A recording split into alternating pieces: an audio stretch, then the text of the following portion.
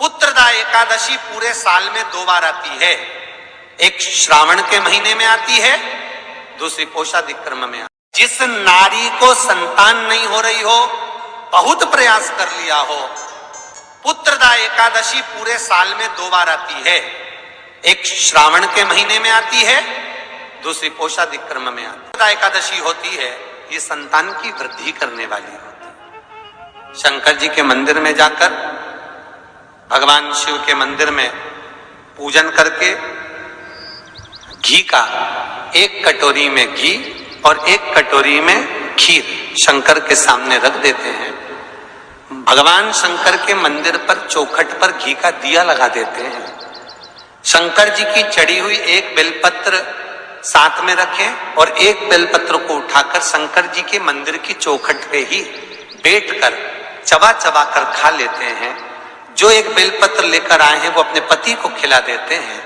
कहते हैं पुत्रदा एकादशी के दिन ये कर लेने पर संतान की प्राप्ति हो जाती है, पुत्र की प्राप्ति हो जाती है।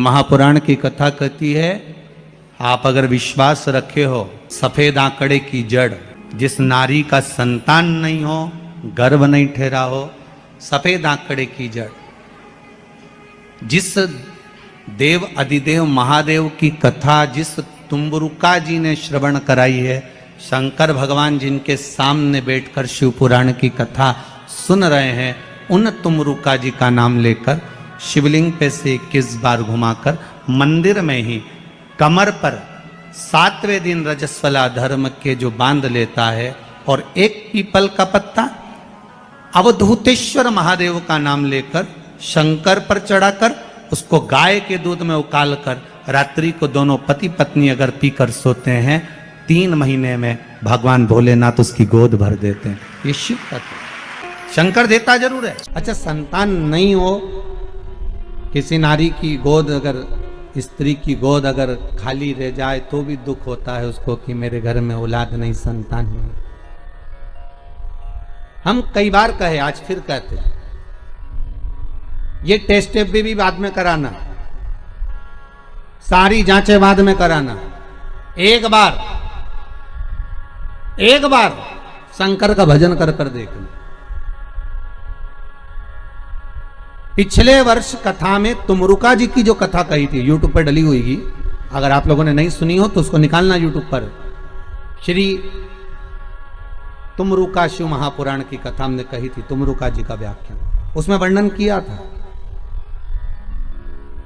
सब जगह से अगर हार जाओ और सारे रिपोर्ट आपकी आपने सब दूर दिखा ली, तो एक बार शंकर पर भरोसा कर कर तुमरुका जी का नाम लेकर सफेद आंकड़े की जड़ को शिव जी पे से रजस्वला धर्म के 7वें दिन 21 बार घुमा लो, नाम गोत्र बोलकर कमर में लाल धागे में बांध लो, पीपल के पत्ते शिव जी को चढ़ाओ, उठाकर लाओ, उस 1 पत्ते को रात्रि को गाय के दूध में उकालो और उस दूध को दोनों पति पत्नी पियो, साथ रहिए।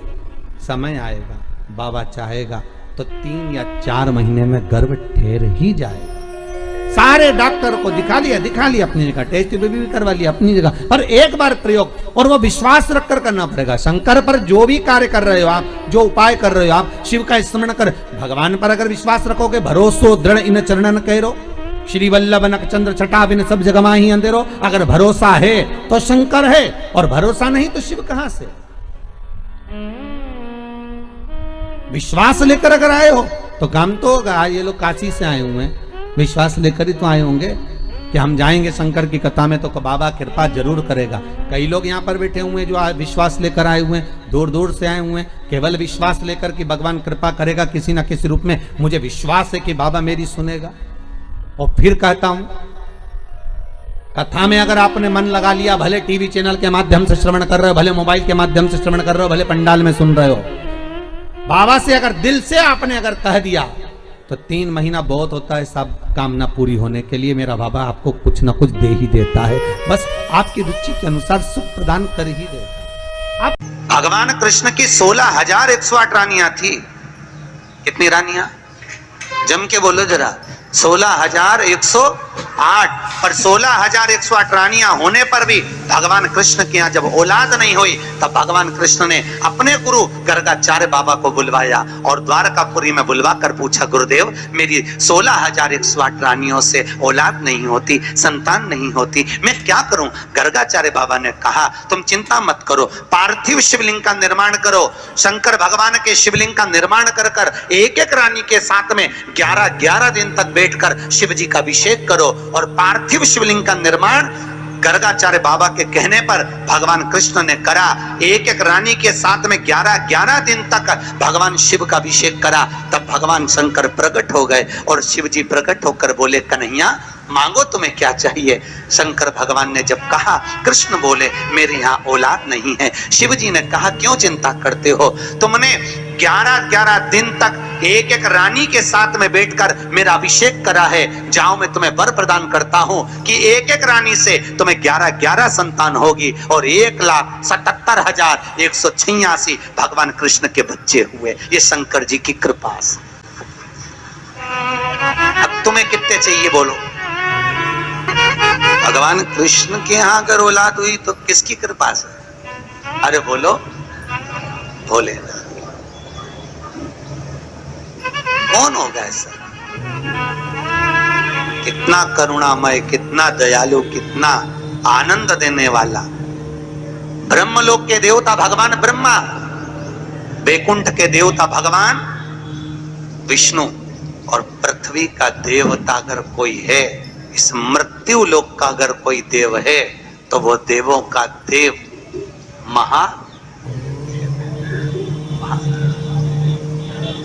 पृथ्वी का देव है, मृत्यु लोक का देव है महादेव।